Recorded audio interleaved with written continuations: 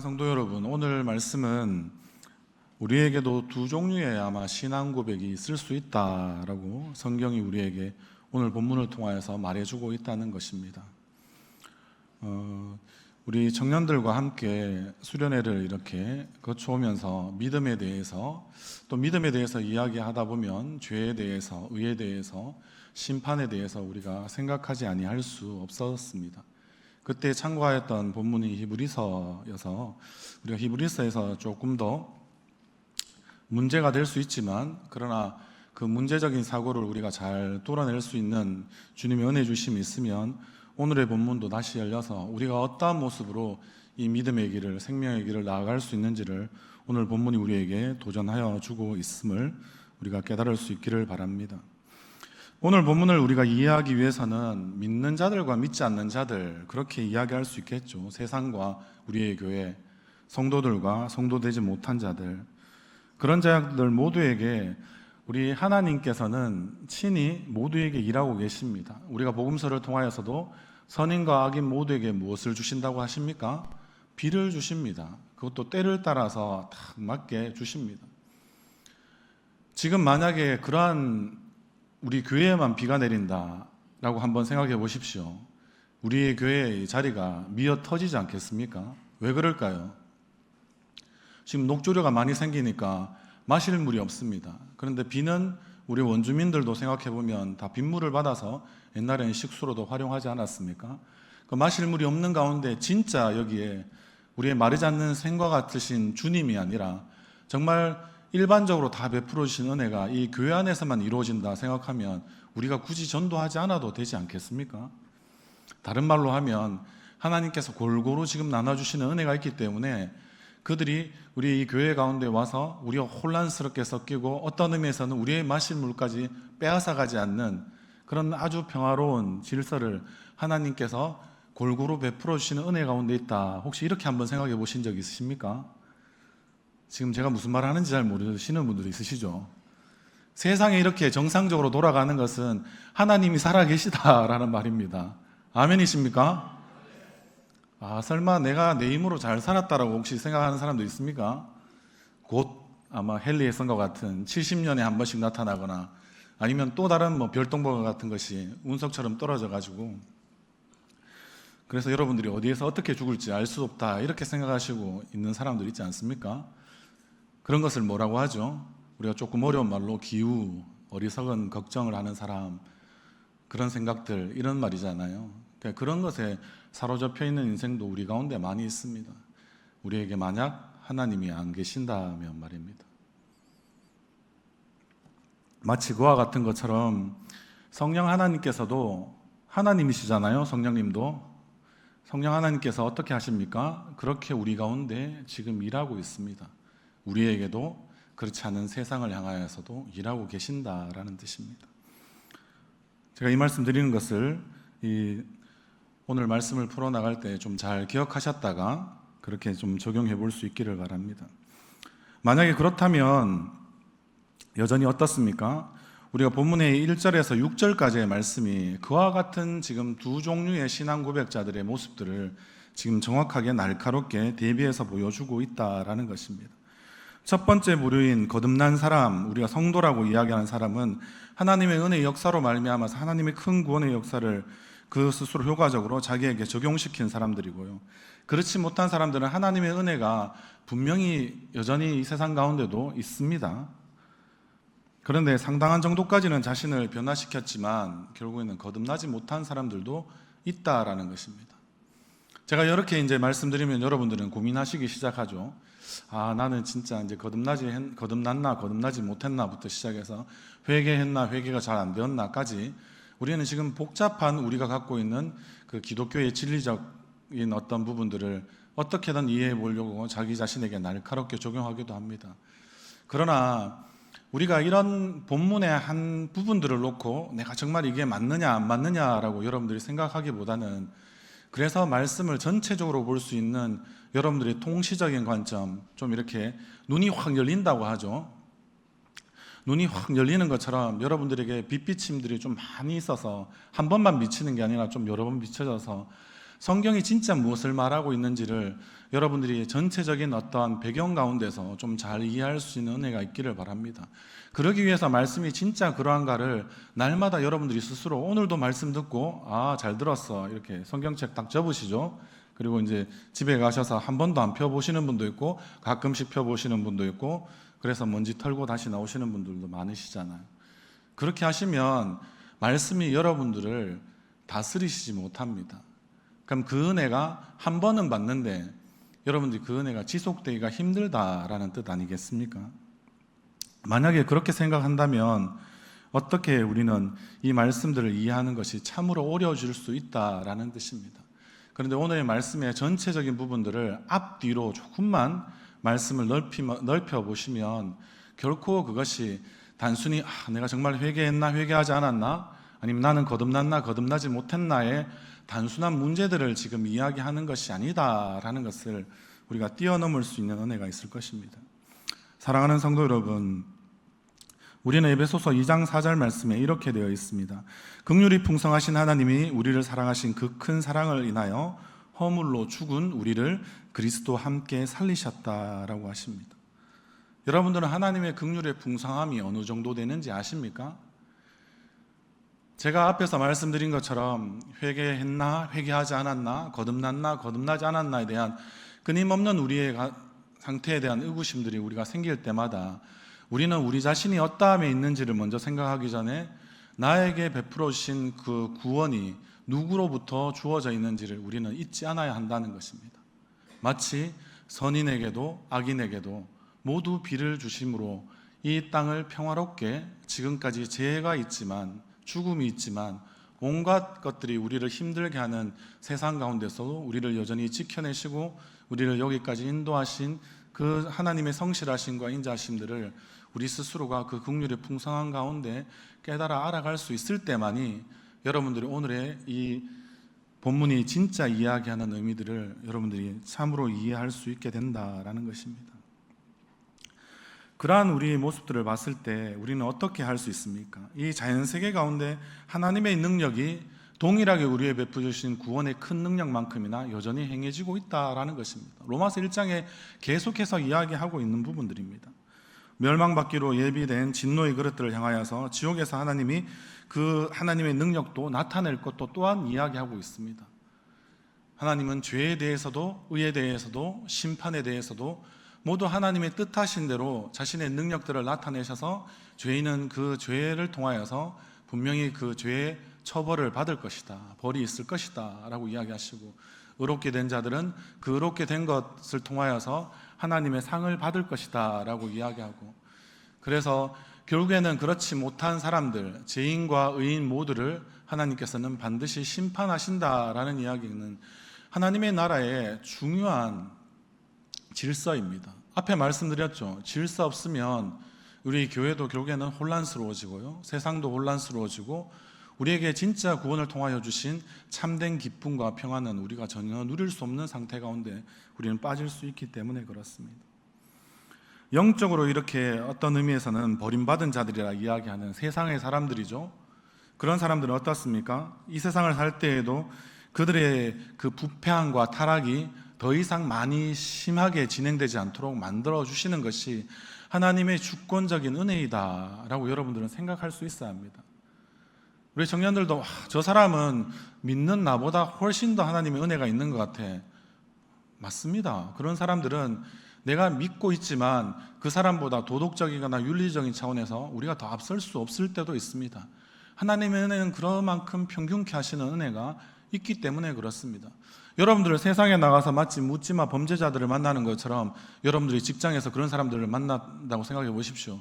일이 손에 잡히겠습니까? 내 목숨 하나 지금 부지하기도 힘든데 언제 칼이 날아 들어올지 총알이 날아 들어올지 모르는 그런 상태에서 여러분들 직장 생활하면 아주 스릴이 있겠죠.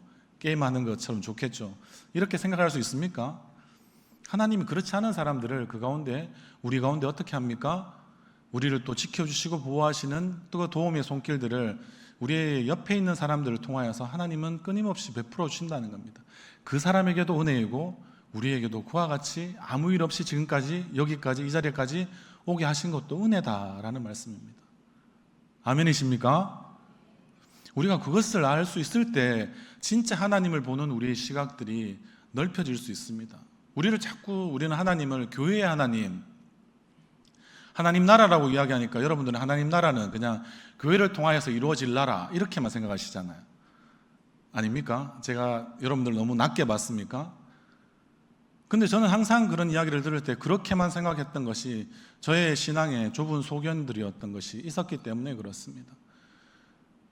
진짜 하나님의 나라, 그리고 하나님은 온 땅을 창조하신 하나님이다라는 것이 우리의 믿음의 고백이지 않습니까? 그런 고백이면 우리 옆에 세상 가운데 대하는 사람들을 단순히 우리가 이 교회를 채우기 위한 전도의 대상자로만 생각하지 말고 우리는 어떻게 그 사람들을 바라봐야 될까요? 앞에 말씀드린 대로 기본적인 그런 생각들이 있어야 합니다. 저 사람도 하나님의 은혜로 살고 있구나. 물론 믿지 않아서 안타깝다라는 마음은 가질 수 있지만, 그러면 나는 믿고 있는 가운데 더 특별한 은혜를 받았음에도 불구하고 왜 저렇게 세상 사람들만큼이나 살지 못할까? 때로는 우리에게 그 사람을 통하여서 우리를 깨닫게 해주시는 하나님의 은혜를 여러분들은 누리신 적이 있으십니까? 우리가 그렇게 볼 때 진짜 하나님은 공평하신 하나님이다. 하나님은 진짜 은혜로우신 하나님이다.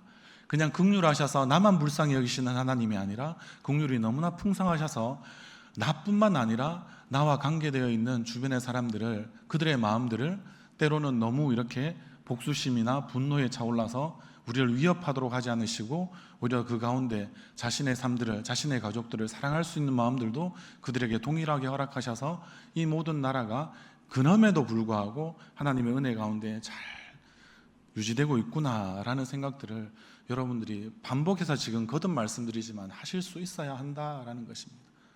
왜냐하면 비로소 그런 하나님이 여러분들이 보일 때 오늘의 본문의 말씀을 제가 더 많이 풀어드리지 않아도 이해할 수 있기 때문에 그렇습니다.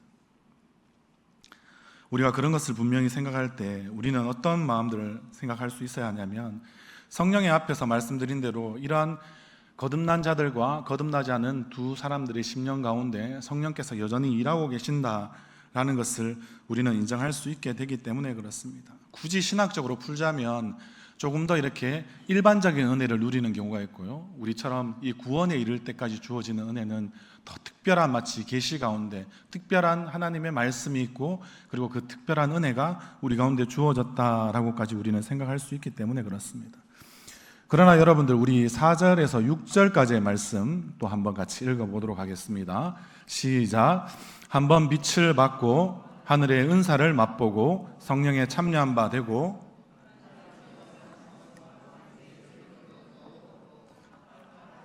다시 새롭게 하여 회개하게 할 수 없나니 이는 그들이 하나님의 아들을 다시 십자가에 못 박아 드러내놓고 욕되게 함이라. 아멘.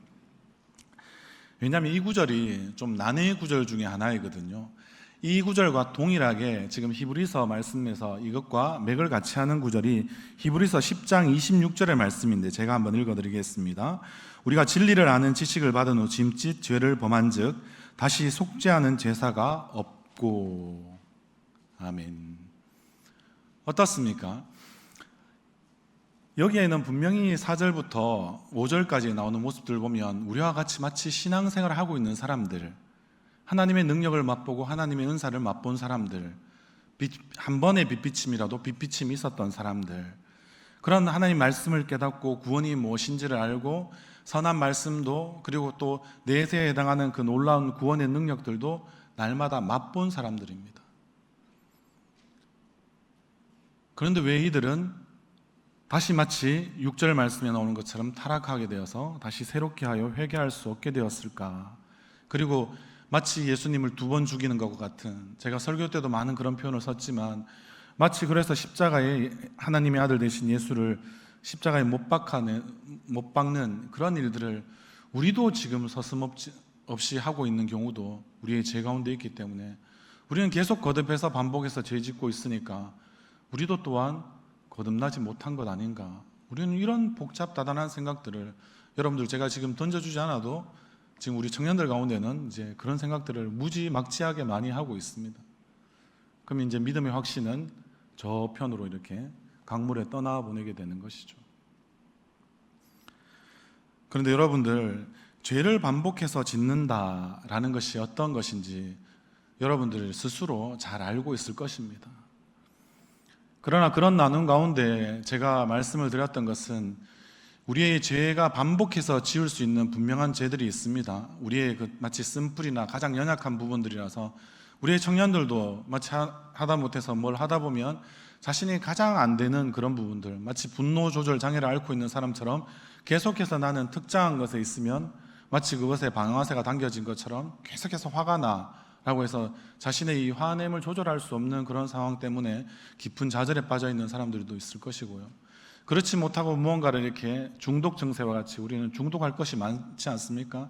재미있는 것들에 대해서 이것이 분명히 죄가 되는데 하다못해 대해서 미디어나 게임이라도 우리 청년이나 청소년들 같은 경우에는 그런 것 때문에 많이 고민하지만 부모님이 옆에서 아무리 잔소리해도 이것을 단번에 끊어내지 못하고 계속해서 같은 것들을 반복하고 있을 수 있습니다.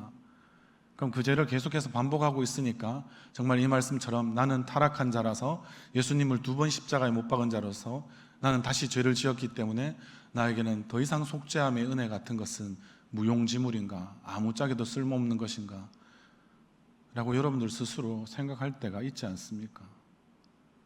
그러나 다시 돌아가서 제가 무엇을 말씀드리고 싶어 할까요? 하나님의 본심은 그렇지 아니하시고요, 하나님의 자비와 긍휼하심은 참으로 풍성하신데 나에게만 자꾸 반복되는 죄를 허락해서 그것을 용서하실 만큼의 풍성하심만 이야기하는 것이 아니라 아예 죄가 죄인 줄 모르는 우리처럼 허물과 죄로 죽은 상태로 여전히 자신들은 좀비이지만 좀비라고 인정하지 않는 모든 세상 사람들을 향하여서도 하나님은 은혜를 베푸신다는 그 하나님의 풍성함을 한번 다시 생각해 보십시오. 우리가 그러면 그 반복되는 죄 때문에 여전히 우리가 그렇게 하나님을 떠나 있다라고 생각하는 그런 우리의 상태 때문에 여호와의 손이 짧아서 우리를 정말 구원하시지 못한다고 여러분들은 생각하십니까? 그러면 여러분들이 믿는 하나님이랑 제가 믿는 하나님은 다른 하나님이신 것 같아요. 심각하게 하나님에 대해서 내가 잘 모르는구나 라는 것을 여러분들이 먼저 회개해야 될 문제가 아닌가라는 생각을 저는 합니다. 자신의 반복되는 죄를 회개하기보다 내가 하나님을 얼마나 좁은 사람, 마치 우리 부모님처럼 매 끼니 뭐 할 때마다 하나하나 1부터 10까지 아니면 1부터 100까지 하나님이 여러분들에게 끊임없이 잔소리할 거라고 여러분들 생각하십니까? 하나님은 여러분들이 생각하시는 것보다 자비와 긍휼도 풍성하시지만 그 어떤 부모님보다 우리를 잘 아시기도 하지만 그 어떤 부모님보다 우리하고 훨씬 더 인격적이시다라는 것입니다. 만약에 그렇지 않다면 여러분들은 우리가 원죄에 대해서 한 번만 더 생각해 봐도 여러분들은 그런 생각을 할 수 없습니다. 하나님이 우리와 인격적인 관계를 맺고 싶어 하시는 것을 막는 것이 죄였지 않습니까? 그런데 이 죄가 반복되는 죄이든 여러분들이 생각할 때 무지막지하게 큰 죄이든 살인죄이든 간음죄이든 그 어떤 죄이든 그런 것 때문에 우리는 하나님과 분명히 멀어져 있습니다. 그런데 우리가 원죄를 지을 때도 하나님은 어떻게 하셨습니까?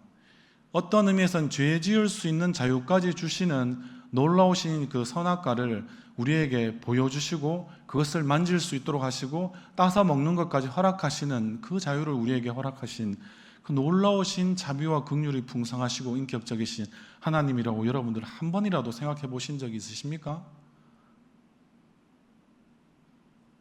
여러분들 한번 생각해 보십시오. 같이 사랑을 주고받는 사이에서 그 사람이 진짜 마음에서 일어나는 마음으로 나를 사랑하지 않는데 그 사람의 사랑을 내가 준 것 때문에 내가 어떻게 정해놓은 길 때문에 이러이러한 부분들이 내가 유익을 준 것이 있으니까 그런 조건적인 부분들을 하나씩 되면서 나를 사랑한다는 그 사랑을 여러분들은 정말 그런 사랑을 인간의 우리의 수준에서도 받고 그것 때문에 여러분들은 즐거워하고 좋아하고 있으십니까? 우리의 청년들은 남자친구나 여자친구가 있다면 한번 그런 관계에서 준해서 생각해 볼 수 있을 것이고요. 우리의 성도님들은 부부관계에서 한번 생각해 보십시오. 내가 준 것 때문에 여전히 계속해서 나를 좋아한다. 나 자체로 봐주고 나를 사랑해 주지 않는다면 내가 그 사람과 계속해서 살아야 되나 혹시 이런 고민들 안 하십니까? 우리가 분명히 그런 생각들을 할 수 있을 때 하나님과 나에 대한 관계도 새로운 차원에서 여러분들이 이해할 수 있게 된다라는 것입니다. 우리가 어떠한 논리적이거나 기계적인 방식에서 계속해서 하나님을 우리는 스스로 그 인격적이신 하나님을 계속해서 낮춰서 보고 있기 때문에 우리의 지금 어떠한 그런 부분들이 결국에는 교리라고 우리가 이야기하는 부분들이죠. 그 교리라는 부분들에 대해서 우리가 그 안에서 진짜 하나님의 모습을 우리가 많이 발견하지 못하면 못할수록, 교리를 공부하면 공부할수록 우리에게는 무엇이 더 많이 되겠습니까? 수고하고 무거운 짐과 같은 그런 몽해 같은 것이 우리에게 훨씬 더 많이 주어지게 됩니다. 그러나 진짜 진리, 진짜 하나님을 아는 지식이 여러분들 가운데 새롭게 커져갈수록 어떻게 됩니까?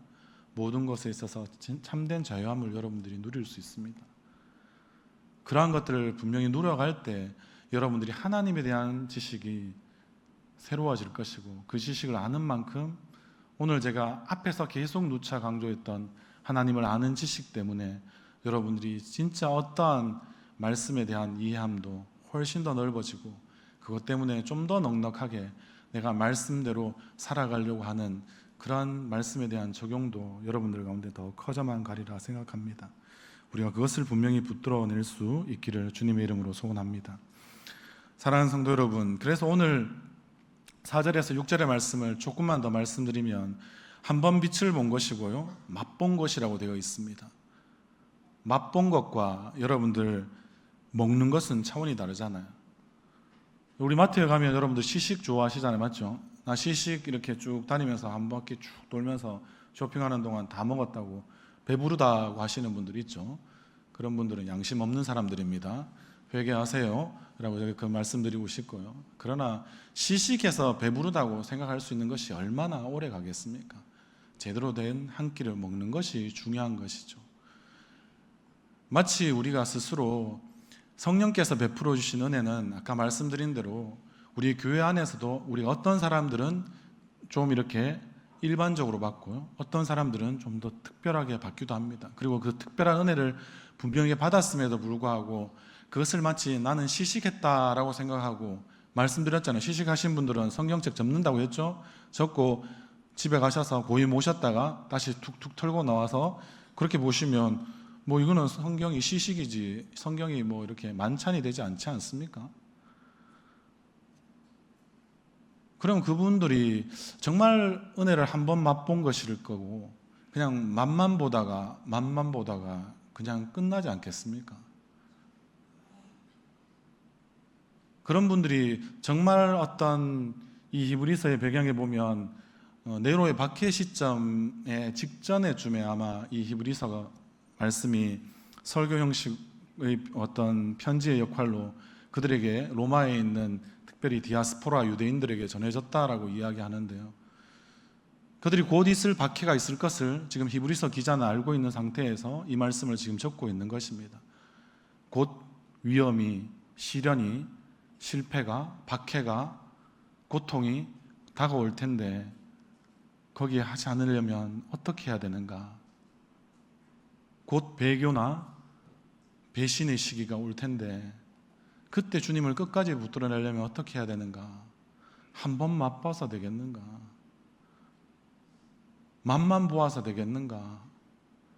이런 마음으로 히브리서 기자가 지금 이 히브리서를 적고 있지 않았을까요? 하나님을 우리는 한 번만 예배드리면 괜찮다 이렇게 생각하시는 분들 많잖아요. 지난번에 제가 예배 횟수에 대해서 말씀을 드렸는데 왜 우리가 반복적으로 이것들을 해야 할까요? 그만큼 우리 스스로의 믿음을 강화하기 위한 하나님이 주신 은혜가 아닐까, 우리가 생각할 수 있는 마음이 열린다면 우리가 그것을 통하여서 이 강단에서 풀어내는 많은 생명의 말씀들을 여러분들의 것으로 만들어낼 수 있다면, 그러면 그것만큼 여러분들의 믿음은 더 고양되지 않겠습니까? 더 수준이 올라가지 않겠습니까? 그러면 여러분들 그 치열한 세상에서의 여러분들 그런 싸움들을, 믿음의 선한 싸움을 싸워 나갈 때 여러분들 어떻게 할 수 있겠습니까? 능력이 있어야 뭘 싸우죠. 믿음이 자라지 않는 상태에서 우리가 아무리 우리가 믿음의 선한 싸움이라는 이야기를 해봐야 우리는 거기서 100번이면 100번 실패하고 패배할 수밖에 없는 것이 우리의 모습들 아니겠습니까? 지금 바로 히브리서 기자는 이런 내용들을 더 적나라하게 우리의 영적인 상태를 한번 살펴보라고 우리에게 이야기하고 있는 것 아닐까요? 여러분들 말씀 앞에서 얼마나 자신을 많이 비춰보십니까? 아까 성경을 접는 순간에 하나님의 마음도 안타깝게 접힌다는 생각들을 여러분들이 하시면 됩니다. 하나님이 손이 짧아서 마음이 너그럽지 못해서 넓지 못해서 안 주시는 것이 아니라 은혜의 수단으로 이 말씀을 주셨는데 이 말씀을 낮게 보고 무시하고 세상에 좋아하는 것들을 더 많이 보는 것이 진짜 큰 죄 아닙니까? 말씀을 읽지 않는 것이 큰 죄고 믿음대로 행하지 않는 것도 큰 죄고요. 가장 구원하는 믿음에 우리가 이르지 못하는 것은 내가 믿지 않는 것이 죄라는 사실을, 여러분들이 그 어떤 반복되는 죄보다 크다는 큰 죄라는 사실을 여러분들이 잘 깨닫지 못하고 있다는 것이 저는 실로 안타깝습니다. 말씀도 안 보고 기도도 우리가 그만큼 반복해서 하지 못하고 시식 코너 지나가듯이 한번 쓱 했다가 치고 빠지고 쓱 했다가 치고 빠지고 이런데, 하나님께서 인격적이시라서 그를 강제로 잡아서 앉히긴 하시지만 은혜 받고 깨닫고 그것을 받아들이는 데는 사람의 마음이잖아요.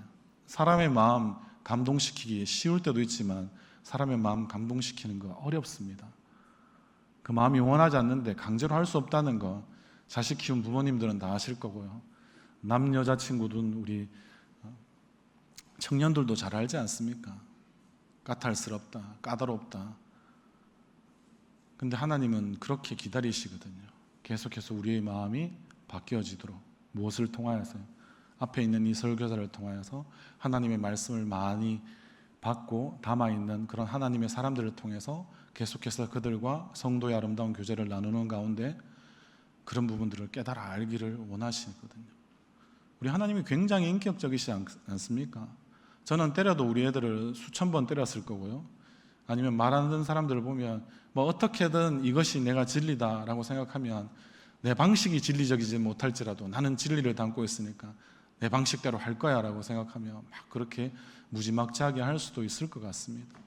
그러나 우리 하나님은 결코 그러시지 않거든요. 그것이 바로 우리 하나님의 지금 본심이다라는 것이죠.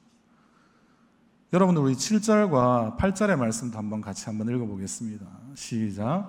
땅이 그 위에 자주 내리는 비를 흡수하여 밭가는 자들이 쓰기에 합당한 채소를 내면 하나님께 복을 받고, 만일 가시와 엉겅퀴를 내면 버림을 당하고 저주함에 가까워 그 마지막은 불사름이 되리라.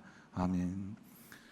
6절 말씀을 중심으로 보면 4절과 5절의 말씀을, 하나님을 아는 지식이 조금 작으신 분들은 굉장히 두려운 가운데 이 말씀을 받을 거고요.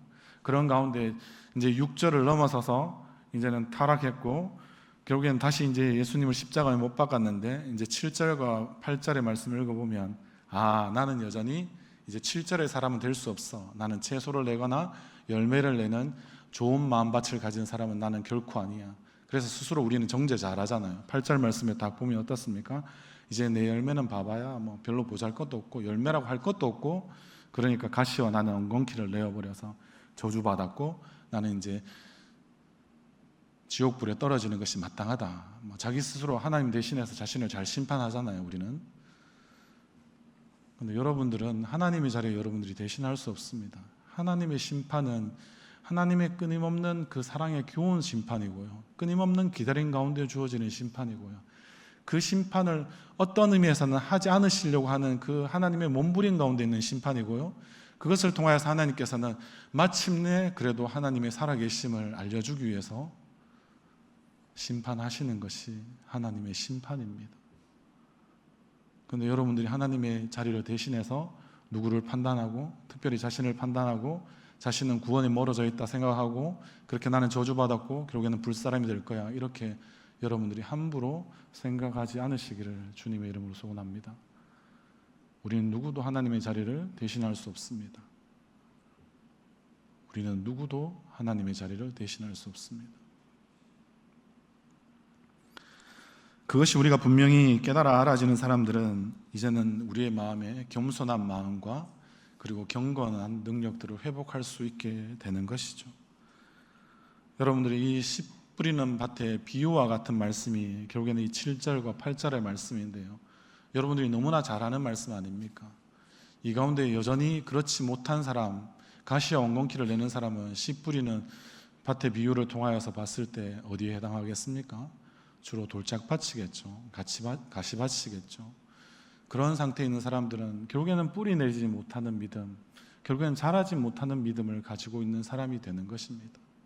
한번 그냥 맛보기나 하는 것, 슥 지나가면 되겠지. 하나님은 그렇게 하기 위해서 우리를 설마 구원하셨겠습니까? 그래서 그냥 나는 마지막에 그냥 구원받으면 돼. 제가 강도의 믿음에 대해서도 말씀드렸지만 나는 그런 것이 가장 좋은 것 같은데, 내가 생각할 때는 가장 합리적인데, 내가 즐길 거 다 즐기고 엔조이 하다가 마지막에 난 턱걸이 하듯이 가면 얼마나 두 가지를 다 취하는, 이 세상과 하나님의 나라를 내가 동시에 다 누리는 그런 나에게 기쁨이 있을까? 혹시 여러분들 그렇게 생각하시는 사람 있습니까? 그런 사람이 바로 구원하는 믿음이 이르지 못한, 그냥 하나님의 은혜를 한 번쯤 맛보고, 그리고 여러분들 그 안에 성령에 참여한 적이 한 번쯤 있고요, 그런 것들을 통하여서 여러분들이 신앙생활을 좀 한다는 형식적인 그리스도인의 모습은 있지만, 여러분들의 외양은 경건의 모양을 갖춰졌을지 몰라도 경건의 능력을 여러분들은 치열하게 자기 스스로 부인하는 자이기 때문에 그렇습니다.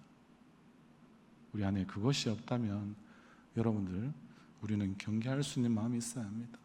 앞에 말씀드린 대로 히브리서 배경이 그렇다 했습니다. 네로의 박해를 이 눈앞에 두고 있는 이런 상황들 가운데서 정말 그리스도인다운 모습으로 끝까지 어떠한 삶의 하나님을 부인할 수밖에 없는 지경에 이르는 그런 순간이 올지라도 그렇게 살아가지 않고 우리의 믿음을 결국에는 견지하고 믿음이 자라나가고 뿌리 깊은 믿음 가운데서 믿음이 더 성장하기를 바라는 그런 마음으로 히브리서 기자가 섰다라는 사실을 우리가 기억할 때, 우리는 늘 다시 한 번 더 우리의 신앙이 어떠한 상태에 있는지를, 여러분들의 영적 상태를 늘 말씀과 기도 가운데서 스스로 진단해 볼 수 있어야 합니다. 그런 부지런함이 있어야 한다라는 말입니다. 결국에는 계속 말씀드리는 것은, 이 히브리서 기자는 믿음은 앞으로 나아가는 것이지 뒤를 돌아보는 것이 아니라고 이야기하거든요. 여러분들의 믿음이 과거에 어떠했던 것에 대해서 계속 뒤를 돌아보면서 여러분들이 그 스스로에게 정죄하기 바쁜 신앙보다는 진짜 믿음을 앞으로 나아가게 하거든요. 그리고 앞으로 나아가는 가운데 자신의 영적 상태가 어떤지를 늘 부지런히 살펴보는 것입니다. 게으르지 않고 열심을 품고 주를 섬기는 그와 같은 마음으로 자신의 신앙 상태를 점검해 보아야 한다는 것입니다. 그 가운데 우리는 어떻게 할 수 있습니까?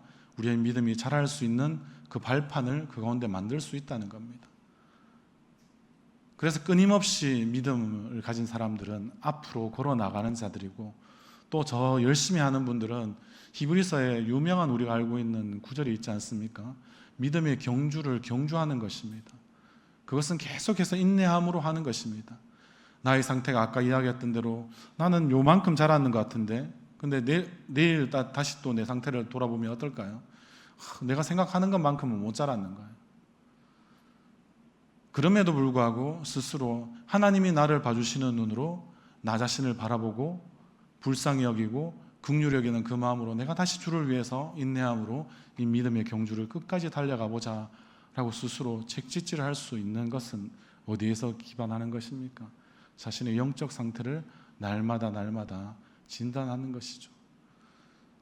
여러분들 병에 걸리지 않으려면 여러분들 어떠합니까? 계속해서 나름대로 테스트기 같은 것들을 만들어서 어떠합니까? 당뇨병 같은 경우에도 그래서 더 안 좋아지지 않으려면 어떻게 합니까? 계속해서 그런 것들을 매일매일 테스트하지 않습니까? 마치 그와 같은 것으로 우리의 말씀은 그러한 우리의 신앙의 시금석이 된다는 사실들을 결코 잊지 마시고, 여러분들 이 말씀을 적극적으로 오늘 이 강단에서 선포되는 말씀만 생각하지 마시고, 여러분이 돌아가셔서 여러분들이 그 말씀의 거울 앞에서 자신을 앉혀놓고, 우리 자매들은 화장하듯이 계속해서 말씀의 거울 앞에 자신을 비춰보시고요. 우리 형제들은 언제 거울을 많이 제일 보겠습니까? 남자들도 거울 잘 보죠. 화장실 가서 샤워할 때, 아니면 우리 애들처럼 헬스장 가면 이제 근육이 얼만큼 이렇게 몸에 붙었는가 이런 거 살펴볼 때 보는데, 그러한 거울처럼 우리 형제들도 그 앞에 가서 말씀의 거울 앞에 서서 자신의 그 믿음의 근육이 얼마나 자랐는지를 여러분들 늘 체크해 보십시오.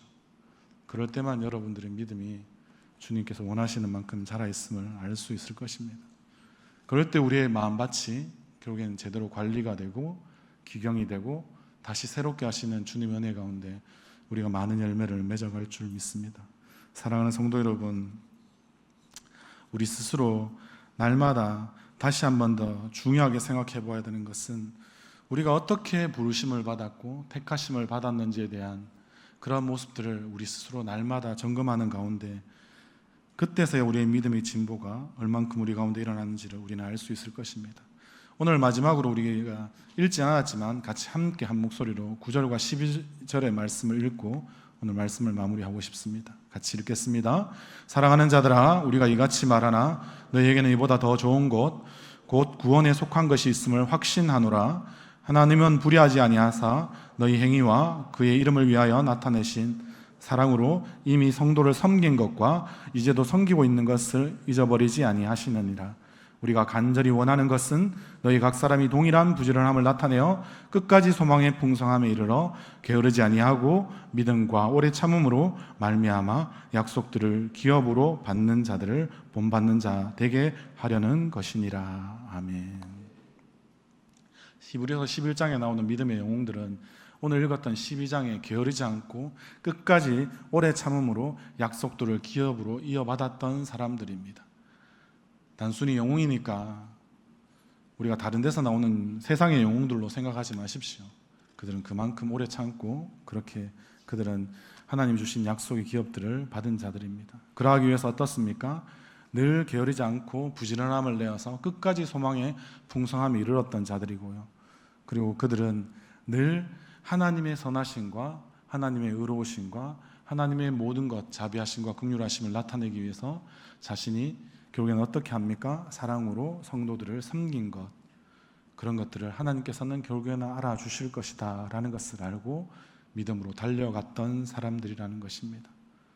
이것이 바로 9절 말씀에 위로하는 것처럼 사랑하는 자들아, 우리가 이같이 말하나 너희에게 이보다 더 좋은 것 곧 구원에 속한 것이 있음을 확신한다고 히브리서 기자가 지금 다시 이야기해주고 있지 않습니까?